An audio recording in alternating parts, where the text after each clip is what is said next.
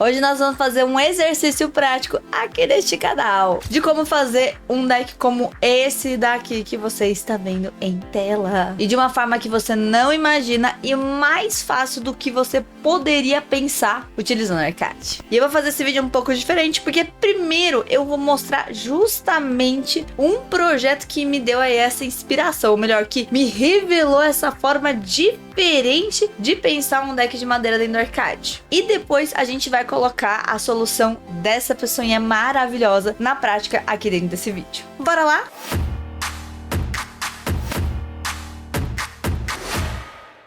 Já vamos começar aqui na mão da massa, vendo esse projeto maravilhoso de uma aluna muito queridíssima minha, que é a minha aluna Yara. E esse projeto aqui, além dele tá lindo, né? A gente pode ver que ele tá muito bem configurado, com ótimas superfícies, com vários itens de paisagismo interessantíssimos e também com um layout, assim, que eu vou falar. Eu acho que tá de respeito, principalmente quando a gente vê que todos os mínimos detalhes interiores dele estão muito bem feitinhos, tá vendo? É um projeto, aquele básico bem feito com gosto, com banheira de jacuzzi, com um banheiro bem feitinho, com uma superfície que realmente, assim, se alguém falasse pra mim, vou te dar essa casa, eu ia sentar de bom grado e ainda pagava caro por ela. E dentro aqui desse projeto, uma das coisas que mais me chamou a atenção foi justamente esse deckzinho aqui na entrada. Vocês estão reparando aqui nesse deck, vocês estão vendo assim, o nível de detalhe de modelagem 3D, né? Todo o espaçamento, toda a parte da estrutura e tudo mais, assim, até o ângulo que tá sendo feito por aqui. Você tá reparando? Você tá vendo isso daqui? Se você não tá vendo tão bem, eu vou te mostrar em outra perspectiva. Vamos olhar aqui agora em corte, né? Corte tá lindíssimo, porque o projeto tá muito bem feito, né? Então dá gosto de ver um corte feito de um projeto bem feito e bem modelado. Isso daqui foi só a modelagem básica, tá? E ela nem chegou a gerar o corte. Ela só gerou o corte pra construção. E eu vim aqui só apliquei um conjunto de canetas qualquer, só pra gente poder visualizar preto e branco bonitinho. Agora vamos lá. Olha o nível de detalhe, de novo, deste deck. Olha aqui todas as ripas passando, toda a parte da estrutura, da armação. Você tá reparando isso daqui? Você tá entendendo o nível de detalhe que é? Inclusive, essa solução aqui, ela é muito mais prática do que boa parte das soluções que a gente pensa na hora que a gente fala assim, ah, vou fazer um deck dentro do arcade. E esse, lógico, né, é um projeto da minha aluna Yara. Ela tem vários projetos que ela fez dentro do curso e fora do SPMT, quando ela tá mexendo com o arcade. E se você quiser conhecer o perfil dela, se quiser aí contatar ela, falar que, ó, tá de parabéns, Yara, vou deixar o perfil dela aqui pra você seguir ela por lá no Insta e também ir lá conversar e dar os parabéns, porque esse projeto tá muito bem feito. E já digo de passagem que essa solução que a Yara fez dentro desse projeto é uma solução que eu, Bela, nunca tinha visto antes. Ou seja, é uma solução que me deixa extremamente feliz de ter meus alunos abrindo novos mares dentro do arcade, justamente por explorar bem ele. Mas vamos lá, sem mais delongas, vamos para a prática mesmo, né? Até pra você poder se inspirar nessa solução da Yara e conseguir fazer aí um deck de madeira tão legal quanto o dela. Ou, né? Não tão legal, porque o dela vai ser, sim, melhor, porque foi o primeiro feito com esse tipo de solução. Vamos deixar bem claro aqui. Mas pelo menos pra você poder aprender aí com uma pessoa que já tá arrasando dentro do arcade como ela. Quando a gente fala de fazer um deck dentro do arcade, né? Muita gente pensa, ah, eu vou ter que fazer o deck ou construindo ripa por ripa. Ah, eu quero fazer um deck que seja realmente volumétrico, que não seja só uma prancha ali de madeira, porque muitas vezes a gente faz representação de deck, por exemplo, utilizando o elemento de laje, colocando uma classificação de deck, colocando no vegetal de deck, colocando material, por exemplo, madeiramento, né, ou madeira compensada, ou cria um material de construção pro deck e aplica, por exemplo, uma superfície de tábua de madeira, né? Então eu vou colocar aqui um exemplo bem simples que a gente pode criar a superfície aí deste deck. Então, quando a gente abre aqui no 3D, tá aqui com meio que uma representação da superfície, e se a gente for lá no Ctrl T desse item, a gente pode habilitar a trama da superfície que a gente configurou e a gente tem uma representação bem legal aí em planta. Então, muitas vezes as pessoas entram nessa solução ou a pessoa vai para uma solução ainda um pouco mais completa e mais complexa, que é, por exemplo, partir para uma parede cortina. Então, aqui fazendo de uma forma para exemplificar, eu poderia pegar a parede cortina, poderia configurar ela lá no Ctrl T, colocar na construção aqui de média geometria por moldura e vim aqui construindo, por exemplo, o plano desse deck. Fazendo essa construção, a gente conseguir ver esse deck aqui bonitinho. Seja aí qualquer configuração que a gente vai colocar aí para essas ripas ou para essa estrutura aí secundária. Só que aqui a graça é que a Yara não usou nenhuma dessas situações, não usou nenhuma dessas soluções. Ela foi para uma solução ainda melhor, ainda mais fácil, que é a solução de usar um objeto. Só que um objeto bem configurado. E antes que chegue aquela galera chata de Revit, de plantão, ai, mas que gambiarra usar objeto para fazer deck, qualquer coisa desse tipo, é sempre bom a gente lembrar que o que torna o BIM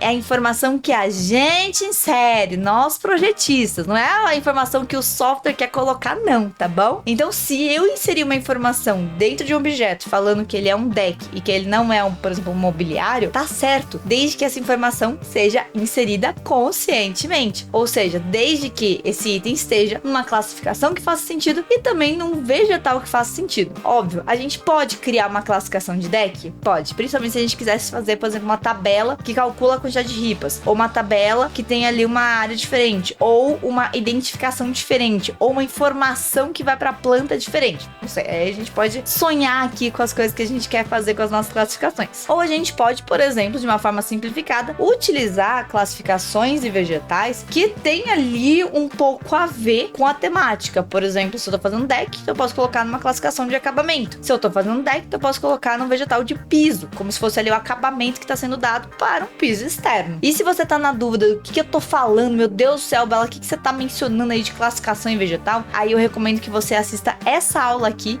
que é uma aula magna, tá? Ela é uma aula completinha para você entender todas as principais coisas que você precisa saber do ArchiCAD. Inclusive, recomendo para os chatos do Revit de plantão, para que você aprenda mais sobre o BIM e não só sobre um software específico, beleza? Então, dá uma conferida por lá. E também, se você tá começando agora no ArchiCAD, recomendo que você comece por essa aula, porque ela vai ser muito boa para te situar aí dentro do ArchiCAD de uma forma bem prática e bem aprofundada aí numa aula completa de quase 1h30. Então, realmente, o conteúdo é bem denso, mas é um conteúdo extremamente bom. E agora vamos lá para a solução prática. Vamos lá então no nosso objeto e eu vou no Ctrl T do nosso objeto ou aqui na minha setinha aqui em cima, né, na minha janelinha de definição. Então, ó, posso tanto vir aqui, Ctrl T, ou vir aqui para abrir a janelinha de definição. Janela de objeto, linda e maravilhosa. Isso que eu quero acessar é a minha biblioteca, aqui ó, nossa setinha superior. E nessa biblioteca eu vou acessar a pasta de biblioteca básica, vou lá para a pasta 1.4, estruturas da construção, vou abrir ela e eu vou ter uma parte de estrutura de cobertura, construção de cobertura. E olha que legal, se eu for um pouquinho para baixo, eu vou ter aqui esse ripado para cobertura telhas. E que pode parecer, né? É um ótimo objeto para a gente fazer aí coberturas, inclusive ele é até inclinado. Porém, qual que é a graça dele? Eu posso colocar ele numa inclinação aqui, ó,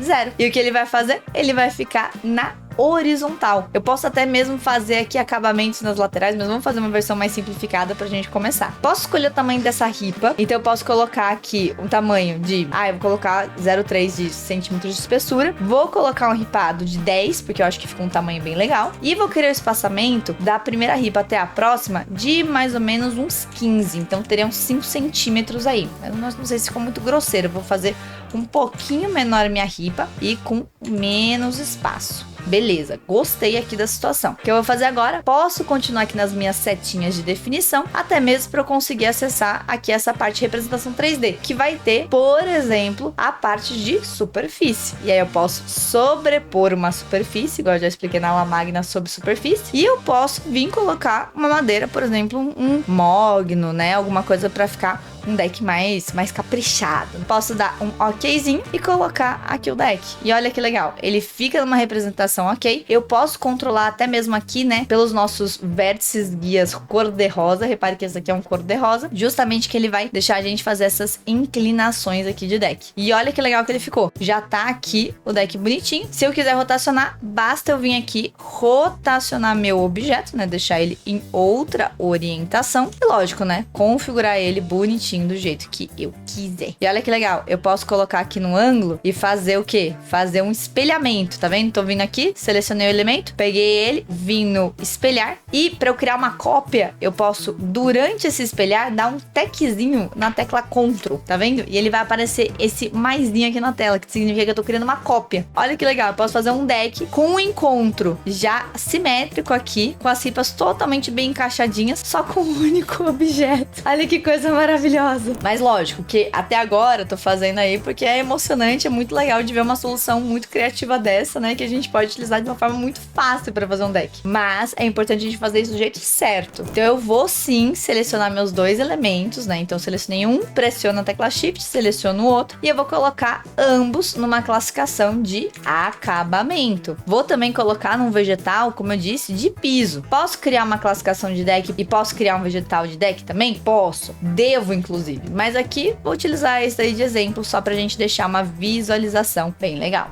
E essa solução nova e meio inesperada, ela só foi possível porque a Yara tem um perfil que eu chamo de exploradora. É uma pessoa que explora a ferramenta, que entende a lógica da ferramenta e consegue utilizar essa lógica a favor de si, ou seja, não ficar travado nos tutoriais ou numa coisa que alguém fala. Não, é uma pessoa que consegue explorar as habilidades, explorar as possibilidades que há dentro da ferramenta. E isso é um perfil que, assim, só tende a crescer dentro do Arcade. Por quê? Porque uma vez que o Arcade permite que você faça qualquer coisa, né? Literalmente qualquer coisa de 40 formas diferentes, então basta você descobrir qual que dessas 40 formas vai ser melhor pra você. Vai ser mais fácil, vai ser mais rápido, vai ser mais legal, vai ser mais divertido pra você poder utilizar. Inclusive, essa é uma habilidade que eu fortaleço dentro do SPMT, que é a minha formação completa pra quem quer aprender Arcade de verdade, na prática, do absoluto zero até